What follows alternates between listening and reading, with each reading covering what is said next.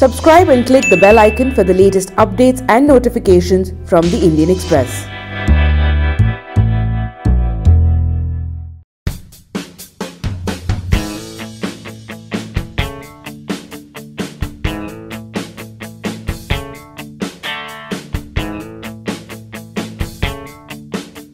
Samsung Galaxy A30 and A50 are expected to launch in India soon.